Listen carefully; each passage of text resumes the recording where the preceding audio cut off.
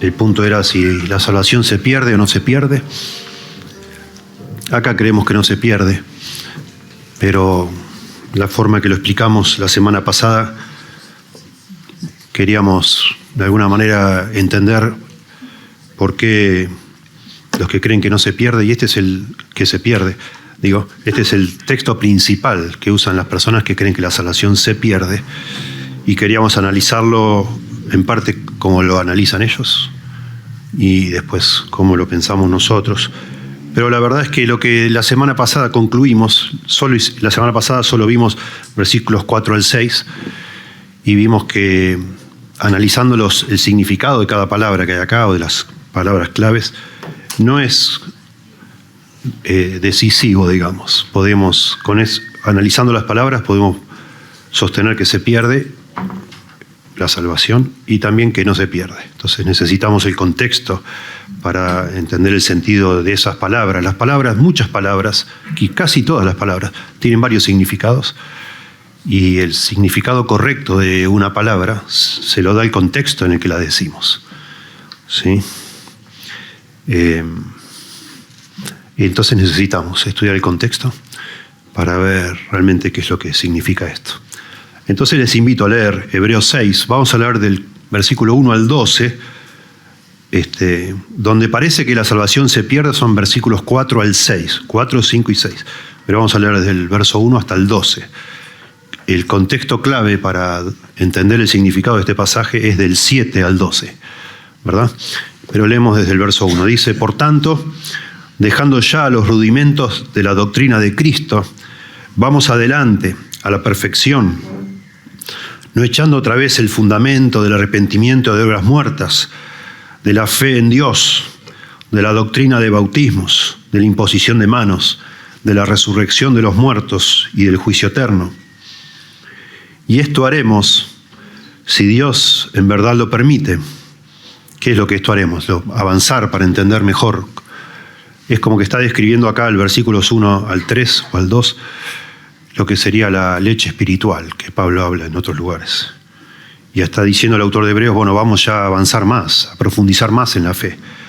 Pero a lo mejor no todos puedan profundizar más. Por eso dice, y esto haremos si Dios así lo permite. Y acá justifica, noten, verso 4, porque está dando la explicación de por qué a lo mejor no podamos avanzar para entender más. Porque algunos de los que van a escuchar todavía no tienen entendimiento espiritual porque no han nacido de nuevo. Porque es imposible, y este es el pasaje, que los que una vez fueron iluminados y gustaron del don celestial y fueron hechos partícipes del Espíritu Santo y asimismo gustaron de la buena palabra de Dios y los poderes de del siglo venidero, y recayeron, sean otra vez renovados para arrepentimiento, crucificando de nuevo para sí mismo al Hijo de Dios y exponiéndole a vituperio. Porque la tierra que bebe la lluvia, que muchas veces cae sobre ella, y produce hierba provechosa a aquellos por los cuales es labrada, recibe bendición de Dios. Pero la que produce espinos y abrojos es reprobada, está próxima a ser maldecida, y su fin es el ser quemada. Noten aquí el contraste. Pero en cuanto a vosotros, oh amados, estamos persuadidos de cosas mejores y que pertenecen a la salvación, aunque hablamos así. Porque Dios no es injusto para olvidar vuestra obra y el trabajo de amor que habéis mostrado hacia su nombre, habiendo servido a los santos y sirviéndoles aún. Pero deseamos que cada uno de vosotros muestre la misma solicitud hasta el fin, para plena certeza de la esperanza, a fin de que no os hagáis perezosos, sino imitadores de aquellos que por la fe y la paciencia heredan las promesas. Bueno, la semana pasada, como decía, analizamos los versículos 4 al 6, y me pareció a mí que iba a ser sabio, y yo creo que lo fue, porque demasiado texto acá para explicar un asunto tan delicado. Y en cuanto, si bien el objetivo de explicar este pasaje es traer luz al asunto de si la salvación se pierde o no, me pareció que una vez que nosotros podíamos distinguir o entender que las palabras que habla acá. Son todos términos positivos. Verso 4 dice, es imposible que los que una vez fueron iluminados, algo positivo, y gustaron del don celestial, positivo, y fueron hechos partícipes del Espíritu Santo, positivo, y asimismo gustaron de la buena palabra de Dios y los poderes del siglo venidero, y recayeron, sean otra vez renovados para arrepentimiento, crucificando de nuevo para sí mismos al Hijo de Dios y exponiéndolo a vituperio. Una vez que demostramos, yo creo que lo hicimos, ahora repasamos un poquito, para mí ahí se desprende una implicación que es realmente preocupante, porque nos damos cuenta que estos términos, todos positivos, haber sido iluminados, gustar del don celestial, gustar de la buena palabra de Dios, gustar de los poderes del siglo venidero y también ser partícipes del Espíritu Santo, pueden describir a un verdadero creyente, pero también pueden describir a alguien que no es un verdadero creyente. Y eso fuimos haciendo en el sermón, mostrando que, bueno, algunos dicen, bueno, ser iluminado se usa como sinónimo, como un término técnico para decir fueron convertidos. Dios les abrió los ojos y creyeron, escucharon el Evangelio y creyeron. Y parece ser eso por lo menos en un lugar, que es en 2 Corintios 4, ¿no? Que dice que Dios, que los incrédulos tienen cegado el entendimiento y Dios les resplandeció y les hizo ver la gloria de Jesucristo en el Evangelio, ¿no? Etcétera. Pero también después mostramos que en realidad ser iluminado no significa necesariamente ser salvo. La idea más es de entendimiento intelectual. Es que te cayó la ficha, decís, wow, mirá, nunca había pensado en esto. Cristo murió por mí, wow, qué interesante. Nunca había visto el significado de la cruz, como me lo explican en esta iglesia, etcétera. Puede ser solamente un entendimiento intelectual, pero no necesariamente detrás de eso implica una fe salvadora. Y acá dice que una vez, los que creen que acá habla de salvación usan también un análisis de este concepto de una vez, ¿sí? Hapax en griego, dicen que significa una vez y para siempre. Pero bueno, ya mostramos que no significa una vez y para siempre. Se puede usar como una vez y para siempre, o se puede usar como una vez entre muchas veces. No es determinante tampoco. Dice acá también, verso 4, y gustaron del don celestial. La palabra gustar, algunos dicen, bueno, esto habla también de una experiencia profunda, que te transforma. Pero de nuevo, no necesariamente. Y hablamos de un pasaje muy interesante, donde se usa la misma palabra cuando Jesús le dieron a tomar vinagre con agua, y él probó, es la misma palabra, de gustar, pero no lo bebió, no lo quiso beber. O sea, gustar no significa necesariamente una experiencia transformadora en la vida nuestra. Dice que también gustaron, y usa la misma palabra acá, dice que gustaron de la buena palabra de Dios. De alguna manera también fueron de alguna forma, otra vez los que dicen que acá habla de personas que se salvaron y después se alejaron y se perdieron. De alguna manera, en algunas partes hablan de gustar al Señor. Allá en Pedro dice, si es que habéis gustado la benignidad del Señor. Pero no es determinante eso. No es determinante. Ahora voy a profundizar un chiquitín, y acá dice también gustaron de los poderes del siglo venidero. Parece que está hablando de creyentes, personas que de alguna manera probaron y les gustó y empezaron de alguna manera a participar, a experimentar. Este asunto de probar o de gustar habla de algo, de una experiencia, ¿no? Tener una experiencia con Dios. Y después agrega acá, que me lo salteé, pero que llegaron a ser o fueron hechos partícipes del Espíritu Santo. Y uno dice, bueno, ya son salvos. Como una persona que fue iluminada, que gustó de la palabra de Dios, gustó del don celestial, dice acá. Que el don celestial podría también interpretarse como el Espíritu Santo, que es un don de parte de Dios, la vida eterna, que es un don de parte de Dios, en fin, la justificación. Parece que habla de creyentes. Y a eso le agregamos que han sido partícipes del Espíritu Santo. Uno dice, bueno, sí, acá está hablando de creyentes. Pero no necesariamente, mencionamos también. Y entonces fuimos a ver a otros pasajes donde se usan estas palabras y no hablan de una experiencia continua que transforma la vida, ni es continua. Y una alternativa que nosotros consideramos acá es que puede ser que una persona que esté por muchos años en una iglesia donde se habla la palabra de Dios, donde se predica la palabra de Dios, donde hay creyentes, donde vemos al lado nuestro personas siendo transformadas por el Espíritu Santo, donde pedimos que oren por nosotros y nuestras oraciones son respondidas. Todas estas cosas que se experimentan en una iglesia local, al final las experimentamos todos los que estamos, seamos convertidos o no. Se nos ilumina la mente para entender cosas que antes no veíamos por la buena palabra de Dios. La palabra de Dios toca nuestro corazón muchas veces, seguramente, a todos los que estamos acá. Nos toca el corazón y nos vamos a casa quizás como que nos han clavado algo, ¿no? Pero no necesariamente eso habla de una persona convertida. No necesariamente.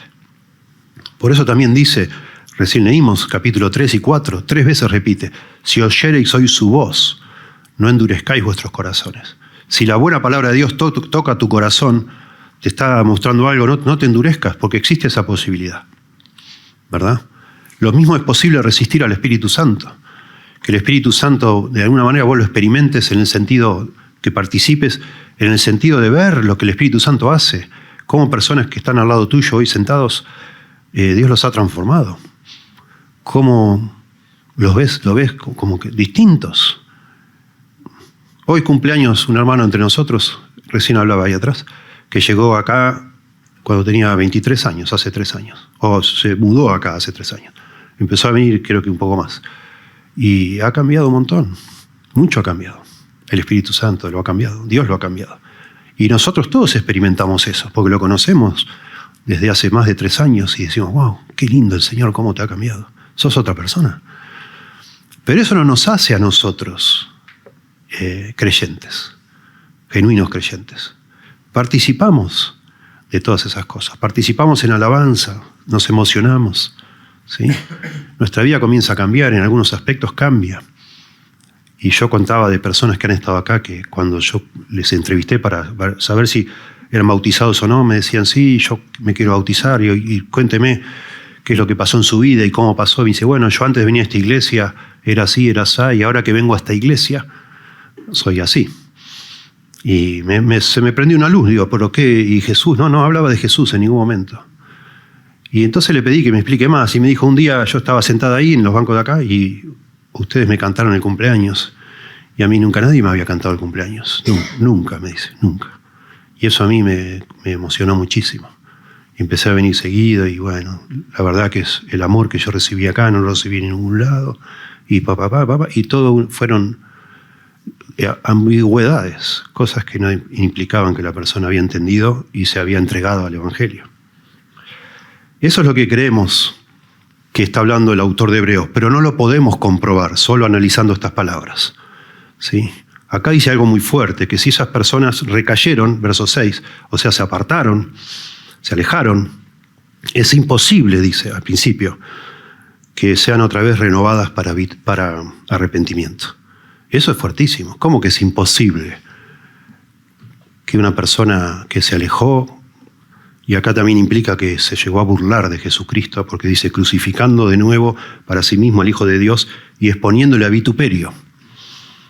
Ha llegado al punto de negar todo lo que supuestamente había disfrutado, le había cambiado la vida, se aleja y ya no solo lo ignora, sino que hasta se burla. Dice que es imposible que esas personas sean otra vez renovadas para arrepentimiento.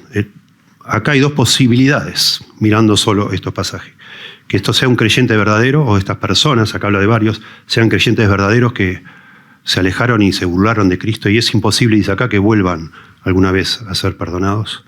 Es como diciendo, bueno, una vez se arrepintieron, fueron salvos, gustaron de todas estas cosas, participaron de estas cosas, fueron iluminados, pero ahora se alejaron y ya están perdidos.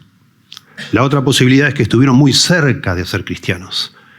Fueron tocados en un sentido, intelectualmente fueron iluminados para tener un concepto, digamos, racional del Evangelio que pudieron entender, hasta lo podían explicar y comunicar a otros. Estuvieron viendo cómo Dios cambiaba personas, cómo la palabra les tocaba su propio corazón. Salieron de acá seguramente muchas veces, o de una iglesia, de la iglesia a la que se dirige el autor acá, habrán salido con dolor por sus propios pecados, porque acá habla de que hubo una cierta clase de arrepentimiento. La Biblia habla que hay arrepentimiento que es para vida y hay arrepentimiento que es para muerte. El arrepentimiento genuino, que nos produce tristeza, pero nos lleva verdaderamente a reconocer nuestros pecados y a buscar al Señor para que nos salve. Y el arrepentimiento según el mundo, que es tristeza y nada más, es lo que llamamos nosotros penitencia. Es lo que sintió Judas cuando se ahorcó. No fue arrepentimiento. Para nada. El arrepentimiento genuino nos hace ver nuestro pecado, nos produce dolor y nos impulsa a ir a Dios, a Cristo, a Dios, a la salvación. El arrepentimiento falso nos produce tristeza por nuestro pecado, pero en lugar de ir a Dios, vamos a nuestras obras, a las penitencias, a tratar de compensar lo que nos damos cuenta que hicimos mal, a ver si lo podemos mejorar, arreglar por nuestra fuerza. Está motivado por el orgullo, ese arrepentimiento falso. Y queremos nosotros arreglar lo que rompimos, digamos, cuando en realidad el arrepentimiento genuino nos tiene que hacer ver que no podemos. Y entonces, humillados, quebrantados, vamos a Dios a reconocer: Señor, yo no puedo, por favor, necesito que me salves. Entonces no es terminante, no lo es. Necesitamos ver el contexto, y eso vamos a hacer hoy a partir del verso 7. Noten que empieza el verso 7 diciendo ¿por qué? Cuando vemos un por qué acá, la palabra en griego es gar. Eso explica es como una explicación que introduce, ¿sí? Como una aclaración o una razón, la razón de algo. Entonces acá acaba de decir que es imposible que estas personas se vuelvan a arrepentir otra vez. Sean, por lo menos, y esto produce un poco de inquietud, ¿no? A los que estamos escuchando, déjenme explicar un poquito esto. ¿Cómo que es imposible que alguien se pueda arrepentir otra vez? Algunos autores conectan esto con el famoso pecado imperdonable en Mateo 12, que Jesús dijo que hay pecados que son imperdonables. Hay un pecado que es imperdonable, que es atribuir al diablo las obras del Espíritu Santo. Después busquen en casa y vean eso. Yo creo que eso se restringe, el pecado imperdonable, al contexto donde se dijo. Los fariseos habían tenido un montón de contacto con el Señor les había explicado un montón de cosas, pero ellos por maldad, por envidia, nos dicen otra parte, tenían celos de Jesús y no querían reconocer que estaban frente a Dios mismo o al maestro más grande de todos los tiempos. Y entonces, por eso, ellos eran maestros, los fariseos. Lo vieron hasta como una competencia. Y entonces cuando ven a Jesús hacer las cosas que hace, ellos dicen, no lo hace por el poder del Espíritu Santo. Lo está haciendo por el poder que le da el diablo. Y lo que Jesús está diciendo en ese pecado imperdonable, esto es un pequeño paréntesis, es que ya no hay nada que hacer. Más luz no pueden tener. Ellos vieron a Jesús y lo escucharon muchísimas veces y no quisieron creer. Y no solo no quisieron creer, con malicia le atribuyen al Señor Jesús el poder de Satanás, lo cual es una dureza de corazón inconcebible.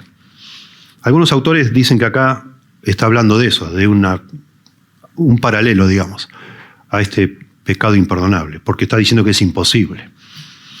Bueno, acá sin duda está hablando de dureza de corazón.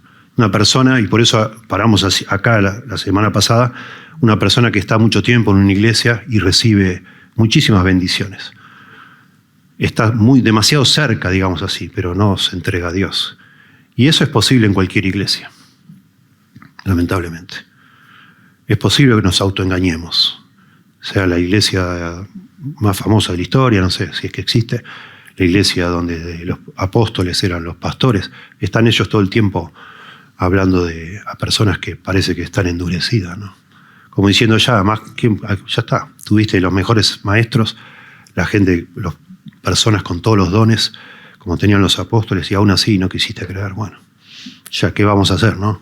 ¿Cómo te lo vamos a explicar? Ya te explicamos de la mejor manera, viste al Espíritu Santo obrar, viste, experimentaste, gustaste la bondad de la palabra de Dios y llegas a un punto que ya te cansaste de eso y te fuiste.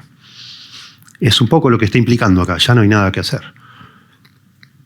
Yo creo que, porque es como delicado decir que para Dios hay algo imposible. Bueno, hay cosas, Dios no puede mentir, eso es imposible, ¿verdad? Dios no puede negarse a sí mismo, es imposible, etc. Acá dice que es imposible que... No dice que es imposible que Dios lo perdone o que Dios le dé capacidad de arrepentimiento. Dice en general, ¿no? Quizás desde el punto de vista humano es muy difícil. Digamos, ese imposible es como que sería una excepción, una cosa extraña. Que personas que han estado acá entre nosotros y se alejaron y vuelvan a experimentar el arrepentimiento. Bueno, de nuevo, mi experiencia personal es que es difícil, pero es posible. Hay personas que han estado acá, se han ido después de mucho tiempo y han vuelto, pero quizás cuando han vuelto genuinamente buscando a Dios. Antes se habían quedado porque era muy lindo el ambiente acá, era muy hermoso, no sé, la comunión, ¿verdad? La amistad entre todos nosotros. Porque nosotros, aclarémoslo, ¿no? Nosotros los pastores sí que estamos todo el tiempo observando, tratando de discernir, pero los queremos de todo corazón. Digamos, a todos los que están un tiempo con nosotros nos encariñamos. No estamos discriminando en el sentido, cuidado, no lo invites que no sabemos qué. No, estamos todos juntos todo el tiempo, ¿verdad? Y nos entregamos de corazón y consideramos que la obra la hace Dios, no nosotros. No es para discriminar que uno trata de analizar o probar el fruto. Es para ser un buen pastor. Imagínate si vos te perdés, el día de mañana te das cuenta cuando ya no puedes hacer nada, cuando el Señor te dice, ¿quién sos vos? Apartate de mí, yo nunca te conocí, hacedor de maldad, como dice Mateo 7. ¿Y dónde estaba el pastor que tuviste, que no te ayudó a ver, a que no te autoengañes? Que era todo como una forma de demagogia, digamos, ¿no? Nos amamos todos, nos queremos todos, y vos te estás yendo al infierno y nadie te advierte, te estás autoengañando y nadie te lo dice con cariño. Puede pasar. Bueno, volvamos al verso 7, y acá se va a aclarar si está el autor de Hebreos hablando de creyentes que se apartaron y perdieron la salvación, o está hablando de personas que parecían creyentes y no lo eran. Y nunca tuvieron salvación y por tanto nunca la perdieron, porque no la tenían.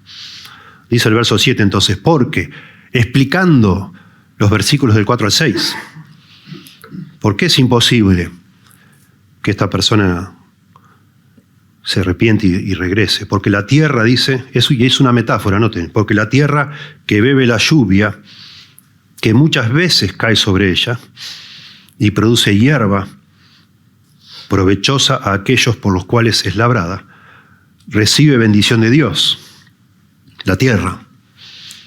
Pero la que produce espinos, la tierra, y abrojos, es reprobada, está próxima a ser maldecida y su fin es el ser quemada. Aquí es toda una metáfora de tierra, distintas clases de tierra que reciben lluvia. Varias veces implica acá que muchas veces cae sobre ella, varias veces recibe lluvia. Entendemos, porque esto viene para explicar, por eso el porqué, lo anterior, entendemos que esta lluvia de alguna manera representa las bendiciones de Dios, las cosas que Dios nos da, las cosas buenas que Dios nos da. ¿Sí? Y dice que esta tierra, después de un tiempo que cae, que nutre, que es bebida, dice acá, que esta lluvia, que es bebida por la tierra, en algunos casos produce frutos buenos, pero en otros casos produce espinos, dice acá, y cardos, o estoy buscando el pasaje, abrojos, no cardos. La que produce espinos y abrojos es reprobada, pero la que produce hierba provechosa recibe bendición de Dios. ¿Sí? Entendemos que esto de la lluvia son las bendiciones de Dios. Todos los términos que están del 4 al 6 son todos positivos. Ser iluminado, gustar y participar del Espíritu Santo. Probablemente esté hablando de eso.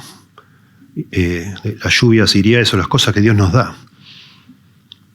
Y en algunos casos produce fruto, buen fruto. Y en otros casos, se nos menciona acá, produce espinos y abrojos que no sirven para nada.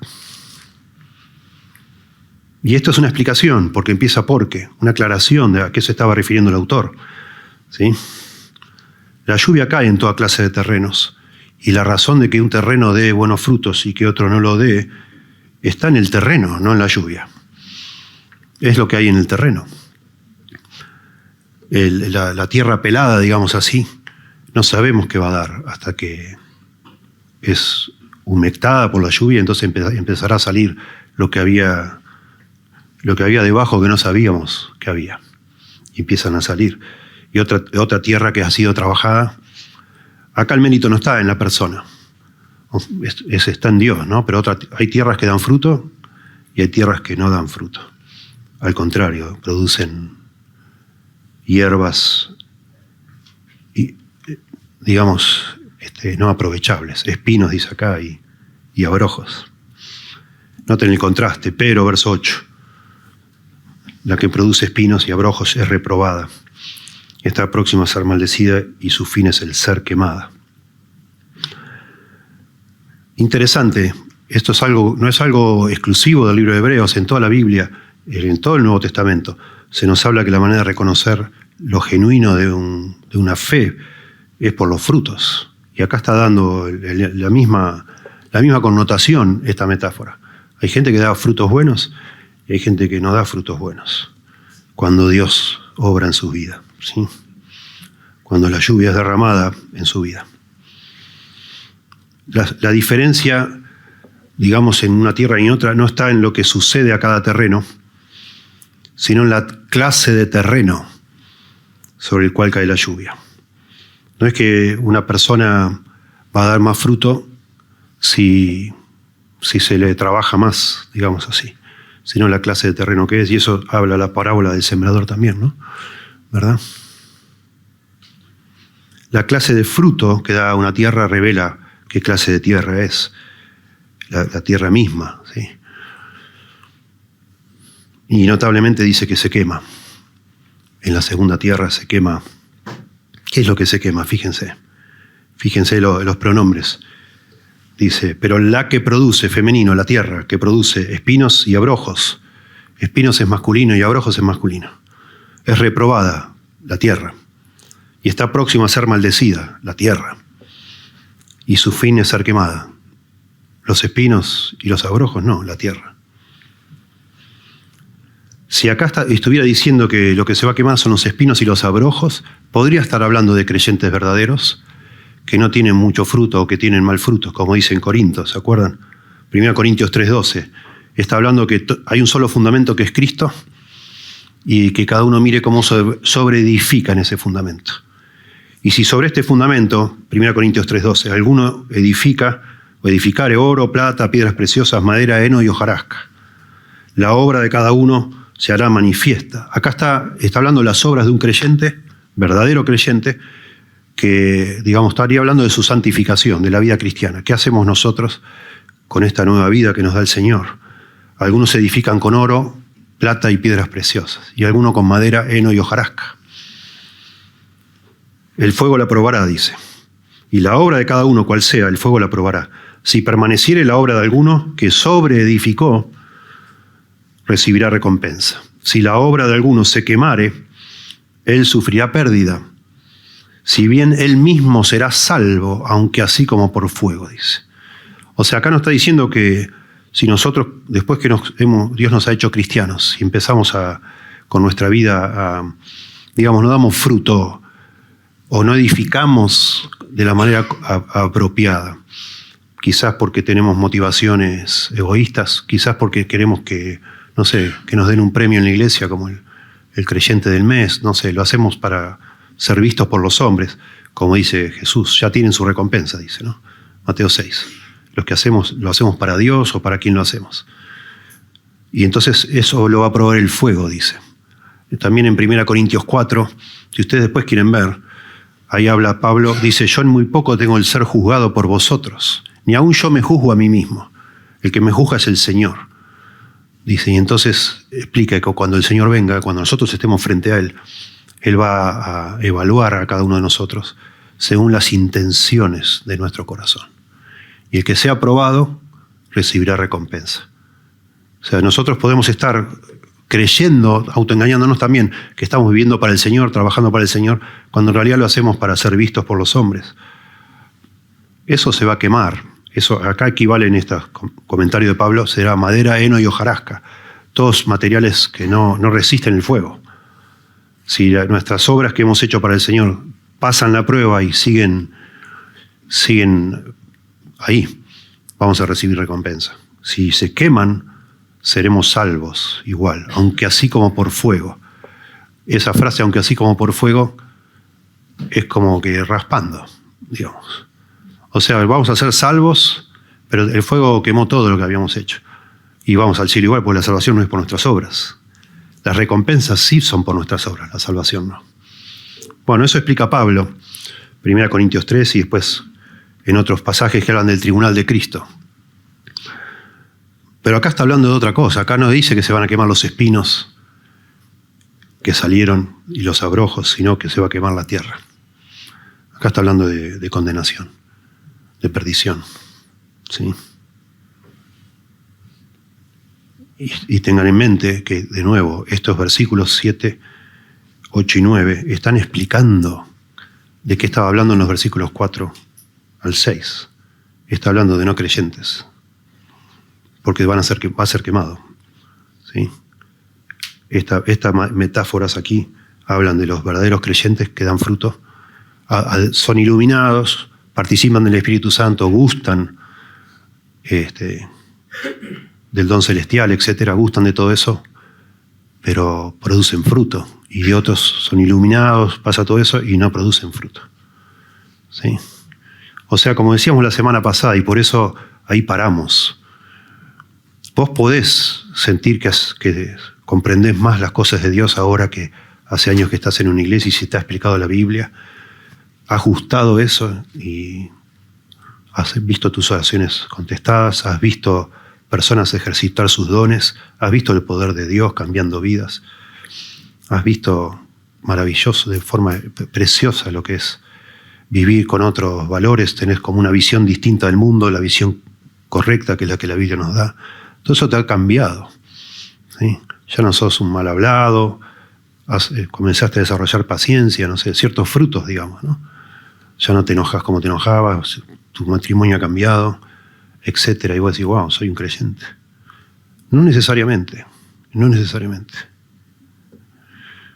Cuando una persona llega a ser creyente, por la gracia de Dios, estos elementos, ser iluminado, gustar el don celestial, gustar la buena palabra de Dios, gustar el poder de la vida venidera, participar del Espíritu Santo, está presente todo eso.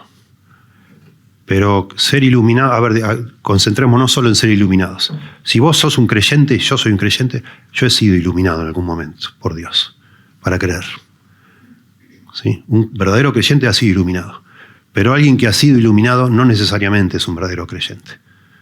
Es una persona que puede tener una fe intelectual y nada más. Y eso no salva a nadie. Y acá lo que está implicando entonces el autor de Hebreos con estas metáforas de los dos terrenos es que él lo que está pensando es que estaba hablando de personas que no son creyentes, que dan fruto, el fruto que dan es nada, es espinos. En el Nuevo Testamento Jesús varias veces habló, Mateo 3, verso 8, dice, haced pues frutos dignos de arrepentimiento. Y no penséis, este puede ser Juan el Bautista, aquí lo saqué, Juan el Bautista, y no penséis decir dentro de vosotros mismos, a Abraham tenemos por padre, porque yo os digo, Juan el Bautista, que Dios puede levantar hijos a Abraham aún de estas piedras. Y ya también el hacha está puesta a la raíz de los árboles, por tanto todo árbol que no da buen fruto es cortado y echado al fuego. Mateo 7:15, Jesús, guardaos de los falsos profetas que vienen a vosotros con vestidos de ovejas, pero por dentro son lobos rapaces. Por sus frutos los conoceréis. ¿Acaso se recogen uvas de los espinos o higos de los abrojos? Así todo buen árbol da buenos frutos, pero el árbol malo da malos frutos, da frutos malos. No puede el buen árbol dar malos frutos, ni el árbol malo dar frutos buenos. Todo árbol que no da buen fruto es cortado y echado al fuego. Así que por sus frutos los conoceréis. La misma idea, acá hablando de tirar al fuego a los árboles que no dan fruto, como está diciendo ahí en Hebreos, que serán quemados, son maldecidos y serán quemados. Y en Mateo 12, versos 33 al 35, de nuevo dice, o haced el árbol bueno y su fruto bueno, dice Jesús, o haced el árbol malo y su fruto malo, porque por el fruto se conoce el árbol. Generación de víboras, dice el Señor, ¿cómo podéis hablar lo bueno siendo malos? Porque de la abundancia del corazón habla la boca. El hombre bueno del buen tesoro del corazón saca buenas cosas, y el hombre malo del mal tesoro saca malas cosas. Acá está hablando con los fariseos que le acaban de decir que echa demonios por el poder de Satanás. Esta es la idea, volviendo a Hebreos, versículos 7 al 9. Esto es todo referido al versículos 4 al 6. Está dando una explicación para aclarar por qué algunas personas no pueden volver a arrepentirse. Nunca fueron creyentes, no que perdieron la salvación, nunca fueron. Con las palabras solas decimos la verdad, no podemos saber si está hablando de creyentes verdaderos o no. Con esta metáfora ya la cosa cambia. Está hablando seguramente de personas que nunca fueron salvas. No que la salvación la perdieron, sino que nunca fueron salvas. La semana pasada comenzamos nuestro sermón hablando de que una persona para ser salva tiene que haber experimentado al menos 5 cosas. Uno es lo que se llama la regeneración, que Dios nos ha dado un nuevo corazón. Segundo, la conversión. Dios nos ha dado la fe y el arrepentimiento y lo hemos puesto en el Señor. Hemos confiado en el Señor para salvación, con fe salvífica y con arrepentimiento genuino de pecados. En tercer lugar, la justificación. Dios nos ha declarado justos, ya no somos culpables ante Dios. Es parte de la salvación. En cuarto lugar, la adopción. Dios nos ha adoptado como sus hijos. Él es nuestro Padre y lo va a ser para siempre. Nosotros somos hijos de Él. Somos hueso de sus huesos y carne de su carne, dice en Efesios, hablando de Jesucristo, de cómo estamos en Él. Y en quinto lugar, hemos comenzado la santificación. Dios la ha comenzado, la santificación. Y nosotros colaboramos en eso. Estos 5 elementos, hay más, ¿no? Porque algunos han calculado que por lo menos se habla de 30 distintas obras que hace Dios en el momento que nos salva. Impresionante. Pero lo podemos limitar a esas 5. Decir que alguien perdió la salvación es decir que, bueno, primero decir que alguien es creyente es decir que tiene que, digamos, verificablemente, de forma verificable, que estamos viendo que esta persona se ha arrepentido de verdad, ha confiado de verdad, que Dios le ha dado la regeneración, ha nacido de nuevo, tiene un nuevo corazón, que ama a Dios y que quiere obedecer la ley de Dios, etc. Y eso se ve por los frutos, ¿verdad? Ha cambiado la raíz. Dios ha cambiado la raíz y empieza a dar otros frutos. Todos somos malos, dijo Jesús, pero ahora que Dios nos trajo la salvación, ha puesto un nuevo corazón en nosotros y empezamos a producir frutos buenos, no por nosotros mismos, ¿verdad? Y eso también se llama la santificación, es el proceso de la santificación. Empezamos a vivir como hijos de Dios, porque ahora somos hijos de Dios, la adopción. Decir que la salvación se pierde, y esto es un concepto teológico, agregado de pronto a esto, es decir que ya Dios ahora nos quita la regeneración. Nos había sacado el corazón de piedra, nos había dado uno de carne, ahora el Señor nos saca el de carne y nos pone uno de piedra otra vez. Imagínense lo que eso implica y cómo sería eso. Ya la fe, hemos perdido la fe salvífica, ahora tenemos una fe intelectual, nada más. Hemos perdido el arrepentimiento genuino, ahora tenemos un arrepentimiento falso. Son todos conceptos que si uno se los pone a pensar, dice, no, imposible, ¿cómo se va a hacer eso? Ya Dios no es más nuestro Padre, era nuestro Padre y nos abandonó, nos tiró al basurero, no sé. Imagínense. ¿Por qué hacían eso en la antigüedad? Padres que dejaban de querer a sus hijos, los tiraban a un basurero. Y los cristianos iban y los juntaban. Dios nos dio vuelta a la cara. ¿Cómo que es eso que la salvación se perdió? ¿Cómo vamos a perder? La adopción. Ya no somos hueso de su hueso y carne de su carne. El Señor nos ha dado la espalda. ¿De qué forma? Imagínense. No puede ser. No es. Y entonces noten lo que dice el autor que sigue. Pero, verso 9, porque continúa explicando lo que está tratando de decir. Pero en cuanto a vosotros, oh amados, acá hay un cambio que tenemos que saber verlo. Acá ya no habla de las mismas personas.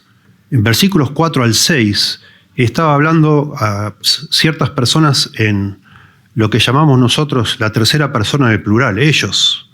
ellos. Noten, capítulo 6, verso 4.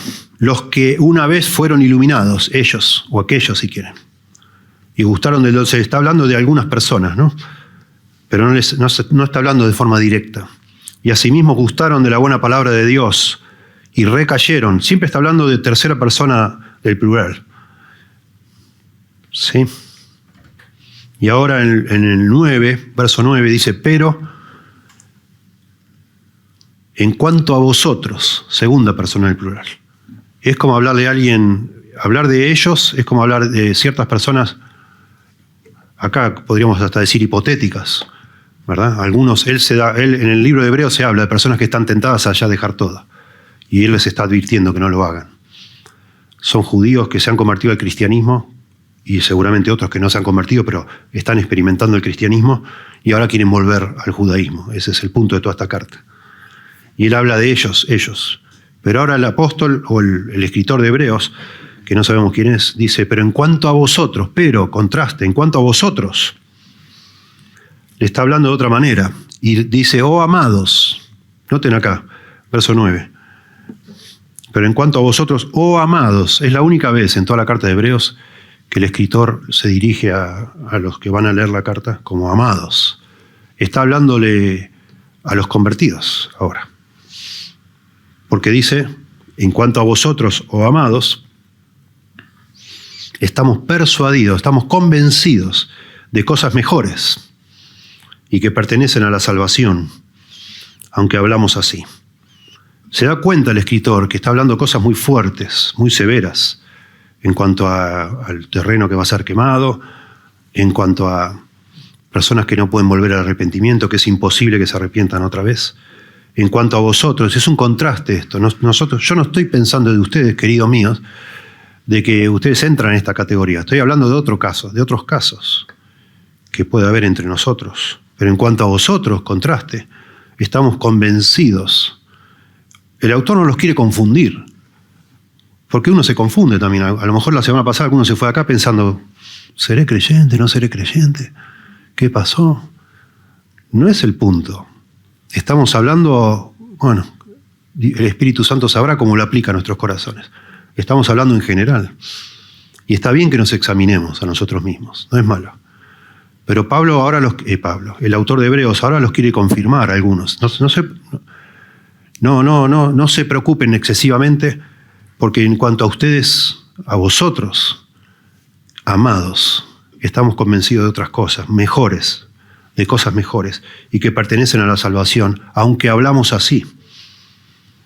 Toda la carta de Hebreos es una advertencia para personas para que no se alejen. Pero está implícito que el autor asume que algunos de los que están congregándose con ellos no han entendido, no se han convertido. Aunque tienen algunos elementos, digamos así, que son parte de un verdadero cristiano salvo, pero no necesariamente son salvos. Si se alejan, no lo son. Ese es el punto. ¿Sí? Nosotros, para reforzar esto, nosotros creemos que si alguna persona apostata de la fe, es que nunca fue salva. Un verdadero creyente salvo nunca va a negar al Señor, ni se va a burlar de Él, ni va a volver para atrás. Si alguien volvió para atrás, es uno de esos que dice la parábola del sembrador, creyó por un tiempo, y en el tiempo la prueba se aparta. O creyó por un tiempo y los afanes de este mundo y el engaño y las riquezas ahogaron la palabra. Hay distintos motivos, ¿verdad? De personas que hasta creen con gozo, dicen Marcos. La versión de la parábola del sembrador dice con entusiasmo, con gozo. Creyeron y ¡wow! ¡Qué lindo esto! Hermoso. Pero al poco tiempo se alejan. No fue una fe salvadora, ese es el punto. Y entonces se enumera acá los frutos de una verdadera salvación, porque dice de nuevo, verso 10, ¿por qué? Eso va a iniciar una explicación, porque Dios no es injusto para olvidar vuestra obra y el trabajo de amor que habéis mostrado hacia su nombre, habiendo servido a los santos y sirviéndoles aún. Pero deseamos que cada uno de vosotros muestre la misma solicitud hasta el fin, para plena certeza de la esperanza, a fin de que no os hagáis perezosos, sino imitadores de aquellos que por la fe y la paciencia heredan las promesas. Acá da toda una enumeración de frutos genuinos de un creyente. Y dice que Dios no es injusto para olvidar, habla de buenas obras, de amor, de obras de amor que se transforman en servicio genuino. Y el trabajo de amor que haber mostrado hacia su nombre, habiendo servido a los santos y sirviéndoles aún. Y entonces expresa el deseo que tiene el autor de que ellos sigan produciendo fruto. Y que otros, de alguna manera también, que todavía no han producido mucho, lo produzcan genuino. Pero deseamos que cada uno de vosotros muestre la misma solicitud hasta el fin para plena certeza de la esperanza.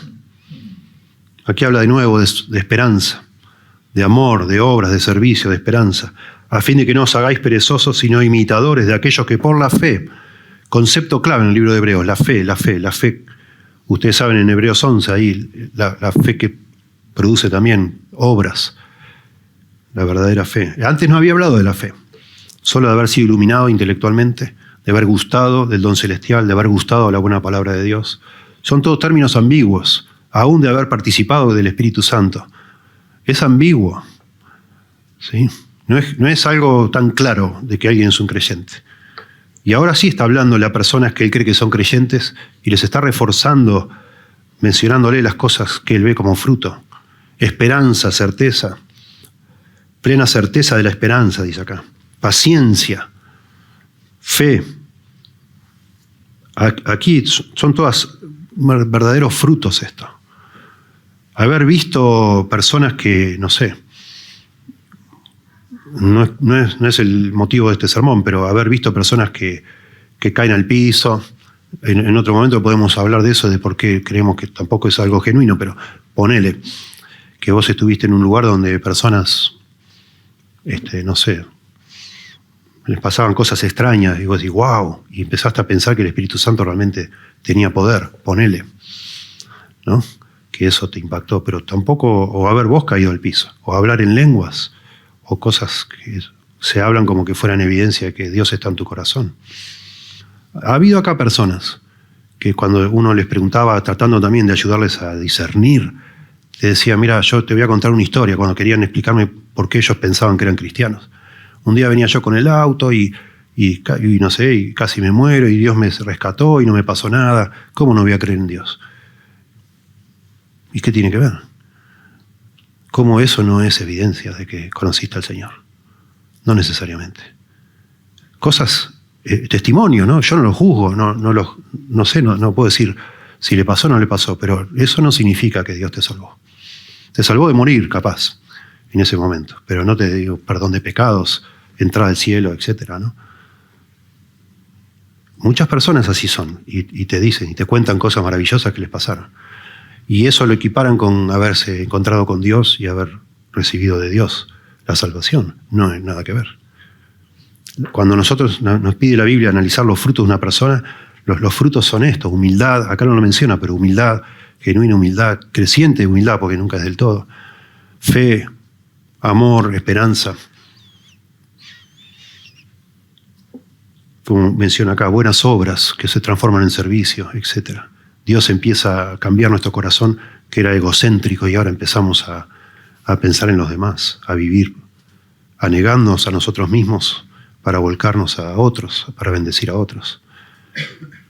Aquí habla en otro pasaje que estas personas llegaron a servir a las personas que estaban presas por causa del Señor, etc. ¿Sí? Y nos habla de la lista de la fe, por la fe tal cosa, por la fe tal otra. Todo el tiempo menciona la fe, pero menciona frutos de esa fe.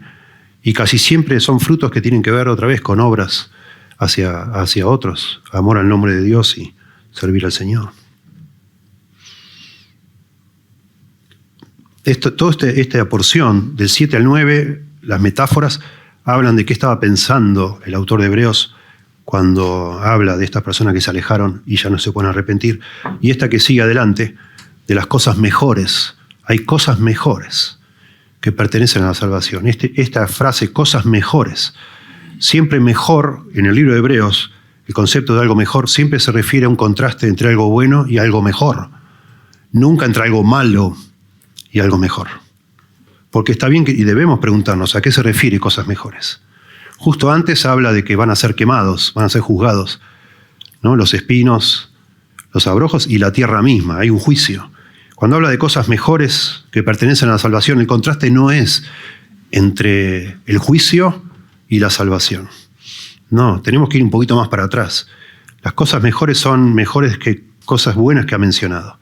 Y las cosas buenas que ha mencionado es que habéis sido iluminados, ¿sí? Habéis gustado del don celestial, habéis participado del Espíritu Santo, o sois partícipes del Espíritu Santo, habéis gustado la buena palabra de Dios y el poder en la vida venidera. Esas son las cosas buenas, porque son cosas buenas.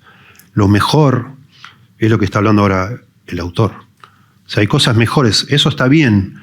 Está hermoso que hayamos visto nosotros, experimentado el poder de Dios, iluminados, etc. Pero eso no define si somos o no cristianos. Lo que define es lo que acá menciona, ¿no? Frutos espirituales. Y de eso está hablando. Y esos frutos pertenecen a la salvación. Son parte de la salvación. ¿Sí? Muy interesante lo que está diciendo y cómo lo dice, ¿sí? Son cosas que demuestran que nosotros, estas cosas mejores que enumera, son las que muestran que verdaderamente somos salvos.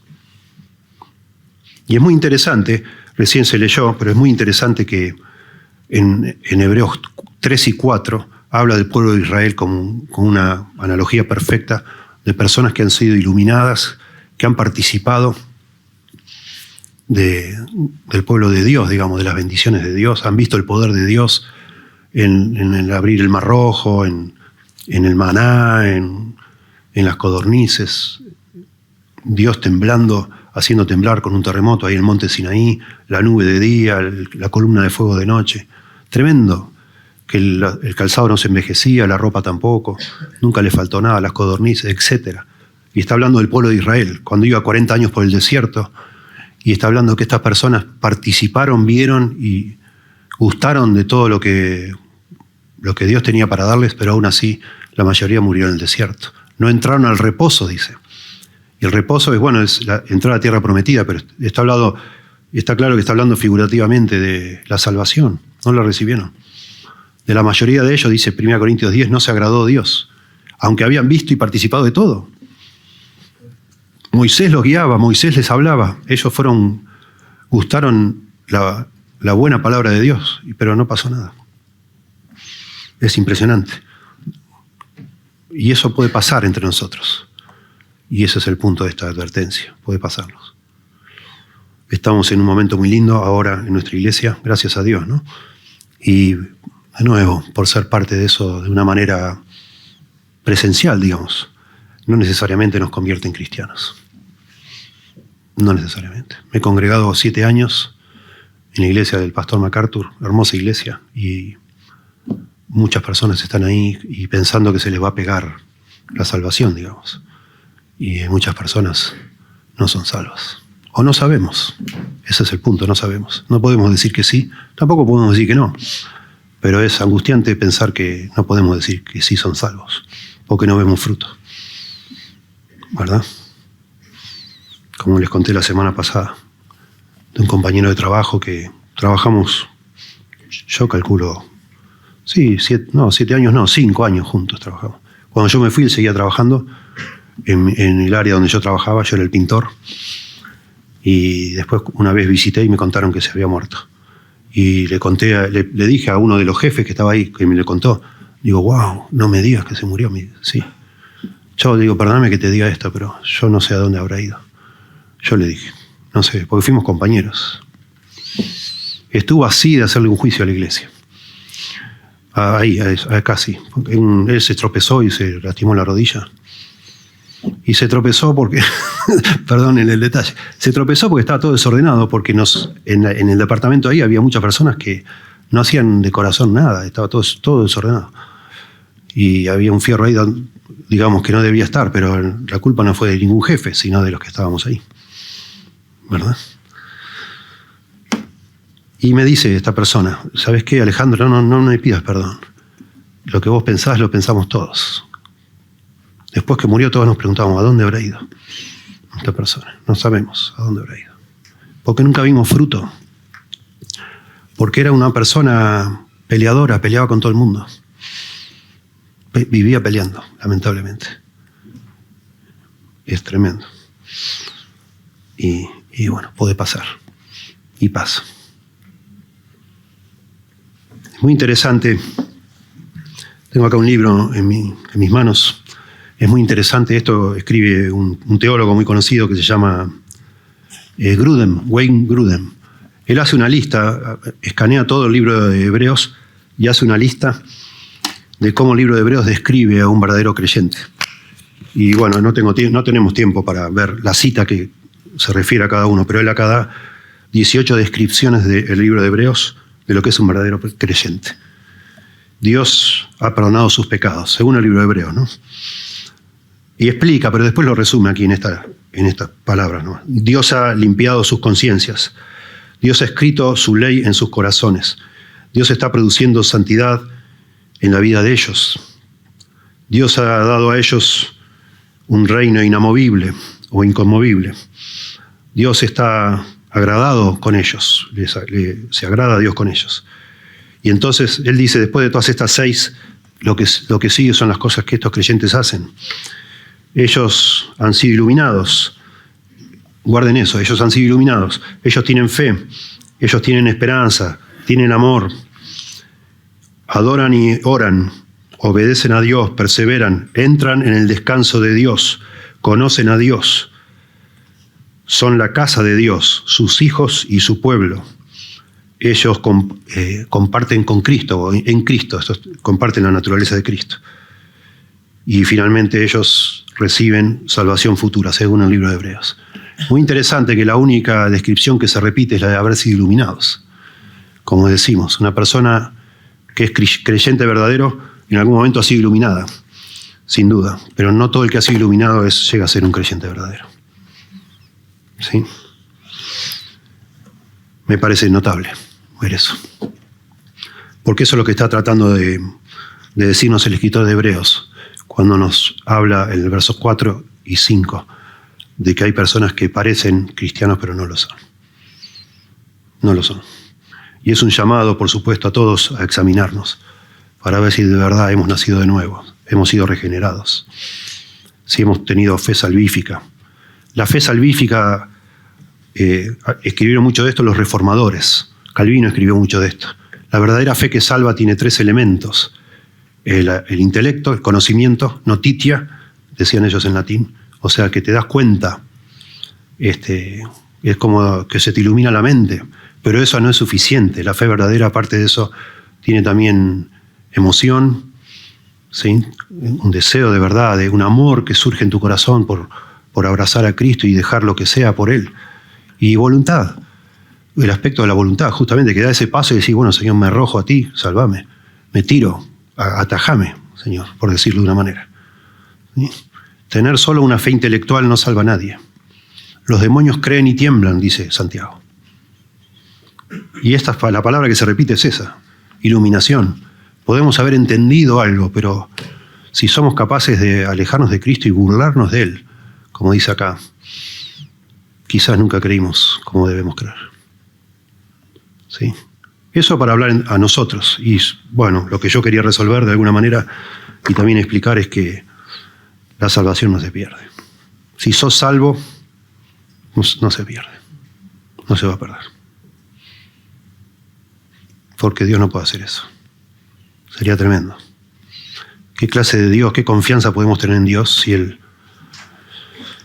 nos abandona como Padre? ¿Cómo sería eso? ¿Sí? Ustedes saben, hay pasajes, nosotros usamos, entre comillas, otros pasajes que muestran que la salvación no se puede perder. Este pasaje usan los que dicen que sí se pierde. Y son muchos. ¿Sí? John Wesley creía que se podía perder y enseñaba eso, y todas las iglesias carismáticas eso creen, porque toman de John Wesley. Son muchas personas que creen. Y una vez yo estaba en un programa de televisión con un pastor carismático. Y bueno, cada uno habló de lo que tenía que hablar.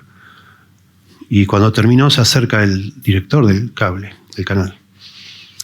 Y dice, la verdad, yo no vi diferencia entre ustedes. Estaba el pastor carismático y yo. Y dice, yo no vi ninguna diferencia.